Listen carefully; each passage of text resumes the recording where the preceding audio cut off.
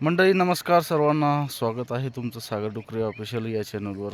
तर मित्रांनो, सकाळी 5-7 वाजेला आपण शेळ्या सोडलेले आहेत आणि हे बघा इकडे सरकीच्या रानामध्ये आणलेले आहे. तर बऱ्याच जणांचं म्हणणं असतं की शेळीपालन, समजा असं बरंच बघतोय आपण यूट्यूबवरती, की शेळीपालन करायचं म्हटल्याच्यानंतर आपण एखादा चांगला मोठा शेड बांधून देऊ, 5-25-50 शेळ्या आणून त्या शेडमध्ये सोडायच्या आणि महिनदार लावून आपण शेळीपालन करायचं, असं बऱ्याच जणांचं स्वप्न असतं किंवा बरेच जण करतायत तसं. पण खरं ते तसं सक्सेस आहे का, की शेळीपालन आपण महिनदार लावून किंवा रोजंदार लावून शेळीपालन सक्सेस होऊ शकतं का आपलं? तर त्याच्या विषयावरती आपण आजचा हा व्हिडिओ असणार आहे. व्हिडिओ शेवटपर्यंत बघा.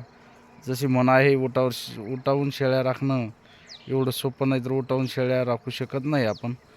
त्याला आपण पुरेपूर आपल्याला त्याच्यामध्ये उतरावं लागणार, स्वतः आपल्याला त्याच्यामध्ये काम करावं लागणार. मित्रांनो, जोपर्यंत आपण स्वतः त्याच्यामध्ये उतरत नाही आणि स्वतः आपण काम करत नाही, तोपर्यंत आपण त्या व्यवसायामध्ये सक्सेस होऊ शकत नाही. तुम्ही इमानदार भलेही चांगला गॅरंटीचा लावू शकता, पण जोपर्यंत तुम्ही स्वतः त्याच्यामध्ये लक्ष देत नाही, स्वतः शेळीची माहिती होत नाही, तोपर्यंत आपण शेळीपालनामध्ये सक्सेस होऊ शकत नाही.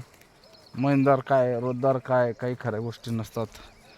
जोपर्यंत जसं आपण स्वतः आपल्या व्यवसायामध्ये लक्ष देऊ शकतो, तसं तुमचं महिनदार, रोजंदार लक्ष देऊ शकत नाही.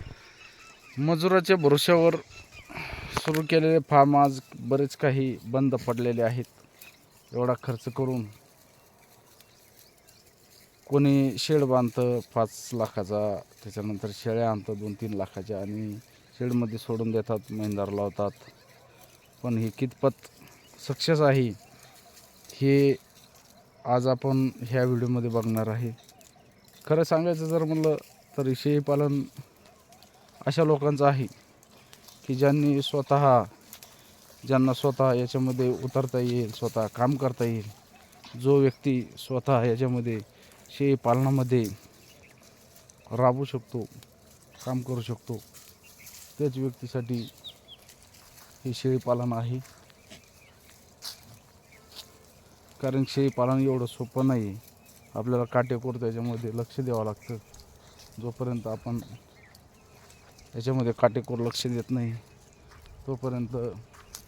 जोपर्यंत आपल्याला याच्यामध्ये ए टू झेड माहिती होत नाही, तोपर्यंत शेळीपालन सक्सेस होऊ शकत नाही. कारण शेळीपालनामध्ये असे काही प्रश्न आहेत, ते फक्त आपल्याला स्वतःहून लक्षात आणावं लागतात. शेळी कोच मारली, एखादं पिल्लू कोच मारलं, त्याच्याकडे लक्ष देणं आहे. आणि एवढं बारकाईचं लक्ष तुमचा गडी, तुमचा रोजंदार, तुमचा मजूर एवढं लक्ष देऊ शकत नाही, जेवढं फक्त स्वतः आपण मालक देऊ शकतो. बऱ्याच जणांना असं शेळीपालन करून बंद केलेलं आहे, खर्च केलेला आहे भरपूर, पण त्या खर्चाचा काही उपयोग झालेला नाही. शेळीपालनामध्ये जो व्यक्ती स्वतः लक्ष देईन, स्वतः आपलं निरीक्षण करीन, शेळ्यांवर लक्ष देईन, तोच व्यक्ती या शेळीपालनामध्ये सक्सेस झालेला आहे. कारण की एवढं सोपं नाही शेळीपालन करणं. म्हणजे स्वतःला याच्यामध्ये झोकून द्यावं लागतं, झटावं लागतं, तेव्हाच हे शेळीपालन आपल्याला नक्कीच सक्सेस होतं आहे. शेळीपालन करायला सोपं आहे आणि अवघड पण आहे. शेळीपालनामध्ये तुम्हाला एक व्यक्ती हा तुमचा 24 तास, तुमच्याकडं 20-25, 10 शेळ्यापासून जर वरती असेल, तर तुम्हाला नक्कीच त्याच्यामध्ये एक व्यक्ती तुमचा 100% 24 तास त्याच्यामध्ये पाहिजे. तेव्हाच तुम्हाला त्याच्यामधून 100% सक्सेस भेटू शकतं आणि त्याच्यामधून चांगल्यापैकी तुम्ही नफा घेऊ शकतात. तुम्ही जर म्हणले नुसतं शेळ्या आपण मंजुराची हावली करून देऊ आणि आपण दुसरं काही बघू, दुसरा बिझनेस बघू, तर तसं होऊ शकत नाही. त्याला पुरेपूर तुम्हाला स्वतःला त्याच्यामध्ये उतरावं लागणार, स्वतःशी पालनाचा अभ्यास करावा लागणार, शेळीपालन आहे कसं हे समजून घ्यावं लागणार आहे. त्यानंतर आपण त्याच्यामध्ये सक्सेस होऊ शकतो.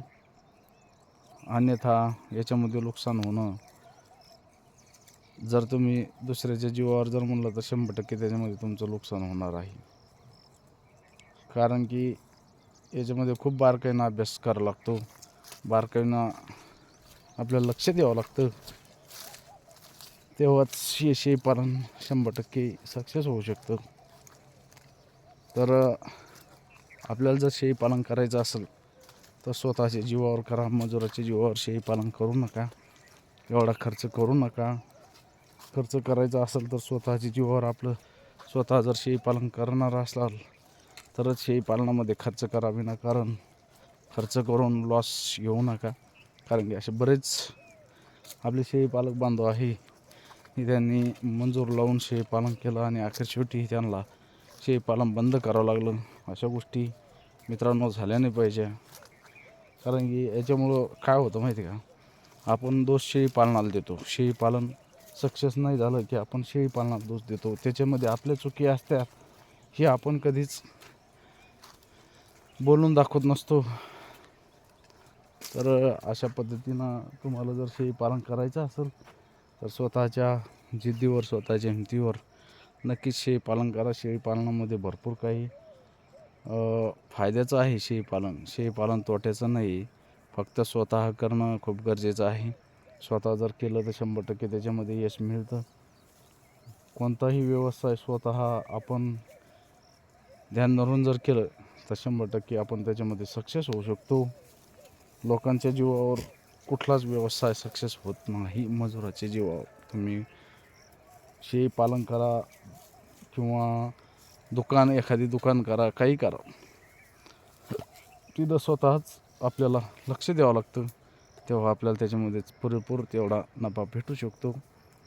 बाकी हे बघा, आपलं असे शेळ्या चारणं चालू आहे. आणि खरंच आता शेळीपालनाचे दिवस चांगले येणार आहेत. कारण की लक्षात घ्या मित्रांनो, शेळींच्या बोकडाच्या मटणाचे भाव सध्या 800 रुपये किलोनं बोकडाचं मटण भेटतं आहे. पण भविष्यामध्ये 1000 रुपये व्हायला वेळ लागणार नाही. 1 वर्षाच्या कालावधीमध्ये 1000 रुपये किलो बोकडाचं मटण नक्कीच होणार आहे. त्याच्यामुळं आपल्या प्रत्येक शेतकऱ्यानं 1, 2, 3 शेळ्या नक्कीच शेतीबरोबर करायला पाहिजे. शेतीला जोड व्यवसाय म्हणून शेळीपालन नक्कीच खूप फायदेशीर आहे आणि नक्कीच करायला पाहिजे आपल्या शेतकरी बांधवांनी. तर मित्रांनो, व्हिडिओ खूप मोठा होत आहे. तर व्हिडिओ कसा वाटला कमेंटमध्ये नक्की सांगा. व्हिडिओ आवडल्यास व्हिडिओला लाईक करा. नवीन असाल तर चॅनलला नक्कीच सबस्क्राईब करा, जेणेकरून तुम्हाला प्रत्येक व्हिडिओचे नोटिफिकेशन तुमच्यापर्यंत पोहोचलं आणि तुम्हाला व्हिडिओ बघायला भेटेल. तर चला मित्रांनो, थांबू इथंच. जय जवान, जय किसान, जय हिंद, जय महाराष्ट्र.